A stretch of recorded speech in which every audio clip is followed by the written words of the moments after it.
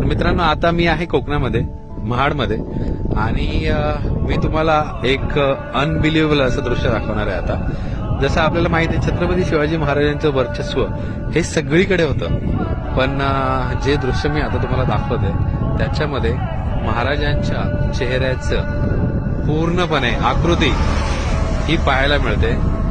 जी समोर पर्वतरांग आहे तिकडे बघा, महाराजांची जिरेटोप, त्याच्यानंतर डोळे, नाक, ओठ आणि दाढी, हे सगळं बघा किती हुबेहूब पाहायला मिळते. तुमच्यापैकी किती जणांनी तिकडे येऊन हा अनुभव घेतलाय हे नक्की मला कॉमेंट सेक्शन मध्ये सांगा. पण खरंच अंगावर काटे आणणारं दृश्य हे आज मी अनुभव करतोय इथे.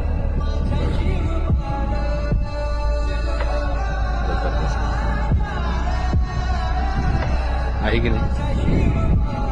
म्हणजे महाराजांचं वर्चस्व हे निसर्गामध्येही आहे, हे आपण आज समोरून साक्षात बघत आहोत.